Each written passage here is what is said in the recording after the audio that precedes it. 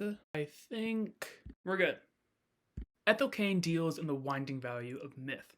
Over the course of her debut studio album, Preacher's Daughter, she renders the pillars of American society into the same damnation that she faces against night stalkers, violent partners, and even her own father. These pillars often come up in her storytelling as the institutions of church and family, which, in Southern tradition or myth, are often seen as places of safety and solitude. It's part of the horror of this record that faith and family are monoliths to instead realize one's inability to escape against. After her escape on the 10-minute centerpiece track Thoroughfare, the narrator of the record, whether it be Ethel or some fictitious version of herself, comes to the grave realization that the persecution she faced under family and religion are actually the least of her worries. The other half of the horror this record doles out is in its adept sonic storytelling, which, for a record whose concept follows the narrator as she deals with an abusive father and later is kidnapped and cannibalized as she searches for what freedom she can in the most patriarchal region in America, usually comes in the form of hollowed out reverb, thick distortion, and these incredible galaxy-sized vocal harmonies. The sound of this record is burnt, nocturnal, strung out, and overwhelming in a way that only a hot and humid summer night in the rural South can truly feel.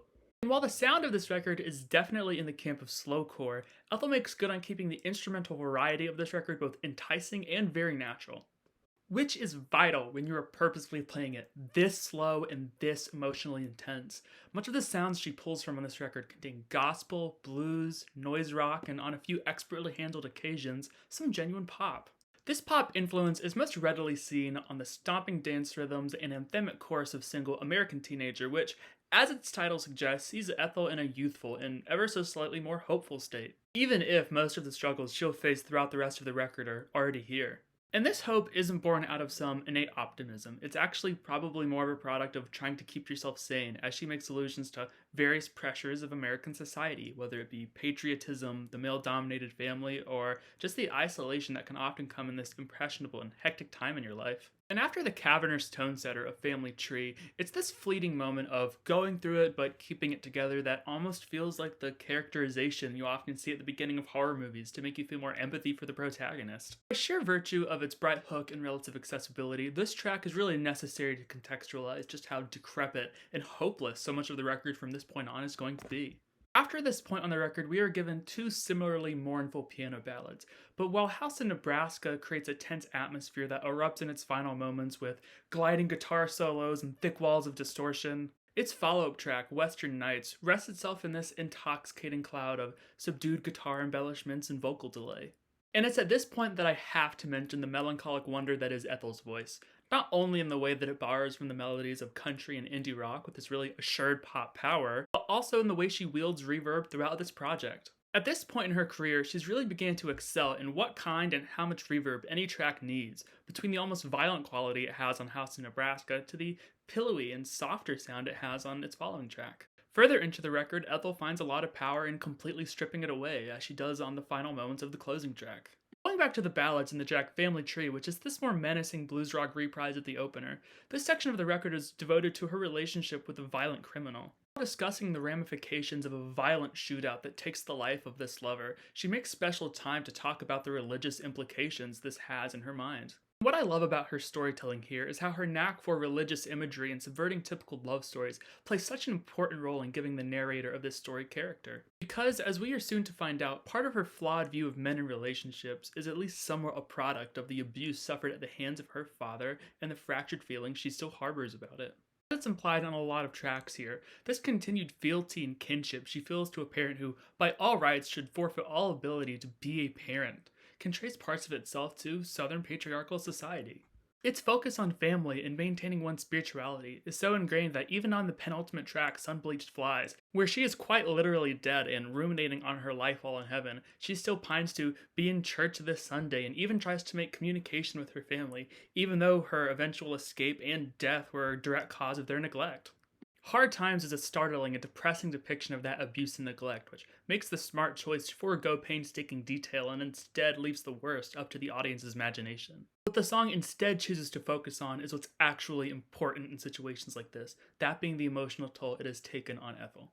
A particularly heartbreaking line, she states that she was 9 going on 18, which is a simple yet devastating look at both the youth that was taken from her and the survivalist instincts she had to learn to stay alive. And she is heartbreakingly open about how this has affected her view of love and her general happiness in life. It is a beautiful, slow-burning ballad that, in its biggest moments, is as euphoric as it is a stark reflection of the darkness that so many people continue to harbor because of childhood abuse. It is a perfect showing of Ethel's ability as a slow and steady songwriter and as a lyricist who can capture depravity with humanity. At this point, the record starts its second phase, covering the initial attraction and eventual bloodshed that results from her running away from home and falling in love with a wandering vagrant. Beginning with the 10-minute centerpiece Thoroughfare, Ethel flexes her storytelling muscles to present a happier and significantly more catchy introduction to this burgeoning romance. Detailing her and her new love as they travel the country and participate in some Americana-esque imagery, pickup trucks, the open road, searching for love, all things which Ethel portrays as both a comfort on this track and a shoddy cover-up for the ugliness of Southern society on others. This mixed relationship between being unable to shake how one was raised and the trauma related to that upbringing is really central to the tension of this record and of Ethel's character here. Instrumentally, the track displays this with a country-tinged dirge and a backwater outro filled with 12-bar blues guitar and echoed scatting. Gibson Girl sees Ethel at her furthest point away from her religious upbringing as her relationship turns into a nocturnal animal of sorts, being coerced into all forms of debauchery including drugs and selling yourself.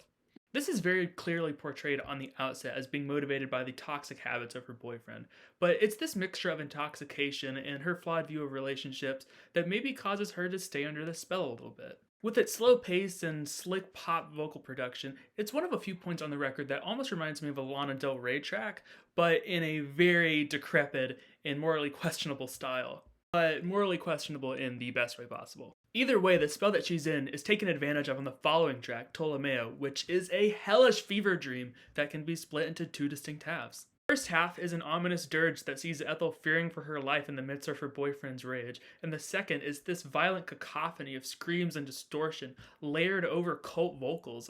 Being that this track is trying to audibly portray murder, I think it accomplishes this maybe a bit too well, as the harrowing combination of sacrilegious imagery and a description of the Daughters of Cain cult really feels like a violent culmination of so much of the religious motifs she's been playing with throughout the record. Fitting well both with the pacing of the record and of the story, the next two tracks are two very distinct ambient passages, the first of which is a surreal mix of vocal manipulations and droning distortion. If Ptolemaea was an auditory murder, then August Underground is like the last twitchings of life as her boyfriend consumes her and her soul leaves her body.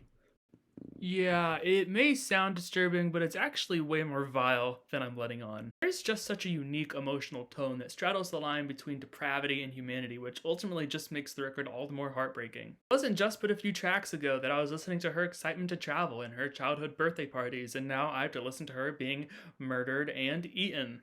It is an experience of feeling by proxy in music if I've ever heard one. I might never have asked to poetically experience what it is like to be hunted and cannibalized for who I am, but I definitely think it is a gratifying experience. And gratifying not just because of the thrill and structure of the track, but also because from my point of identity, that feeling of being hunted is just not something I have often.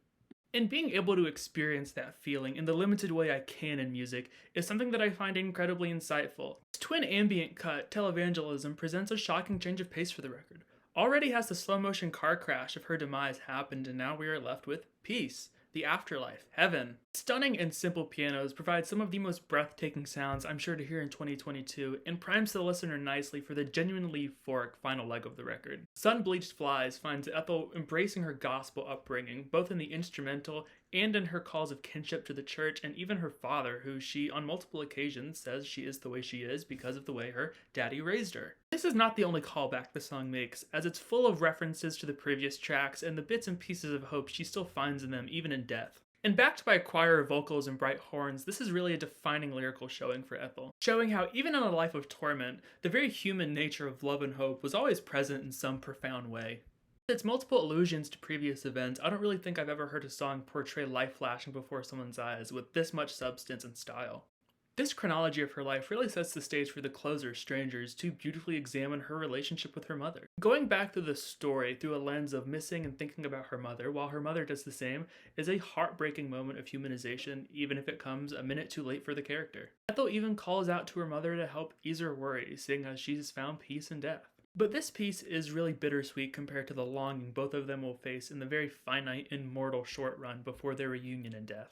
It is a tear-jerking and revelatory restitution of her relationship with both her family and her upbringing, one that forgoes surface-level judgments in favor of the deeply human emotion of it all. That inexplicable sentiment we all carry about our family throughout life no matter what happens. In what she structures as a lifetime of pain at the hands of those she trusts, be it an abusive father or violent partner, the listener is bombarded with sound cues and imagery that points to her only solace being the one she finds in death. I think it may be very easy to come away from this record with the nihilist impression that everything is full of suffering and everyone who tries to help is just to push down the path of pain, but I really think that's not the point Ethel wants the listener to come away with here. Because in the final moments of the record, all drops out, including the reverb, to spotlight an assured Ethel in her guitar. Because after what seemed to be a short and painful existence, she finds it in herself to be the one to console and to help her mother find the hope needed to go on. It is a perfect minute, and not just musically speaking, but because for the first time since the record began, it shows Ethel at a perfect peace with herself, where she can collect her story and, in whatever way she can, move on. The 7 or so seconds of silence that follow, I really think it dawns on the listener just how much Ethel hopes for them, be it the peace they find by reconciling the different parts of themselves, or whatever they find when they move on, wherever that means for them. Either way, I think the record's most powerful statement in the midst of this cascade of violence is that there is a hope to be found in life. And however volatile it may seem without the context of the rest of this record, this hope may not be seen in what we're running to or searching for, but it may be found in what we're running from, or maybe even the running itself. Yeah, this is a wonderful record, and I really cannot recommend it enough. If not for the dirgy sound palettes that she is a master of, then for the very humanistic storytelling that she has also pretty much perfected on this record. I think I'm going to give it a big, strong, beefy 9 out of 10 and leave it at that. Thank you so much for watching, and I will see you in the next one.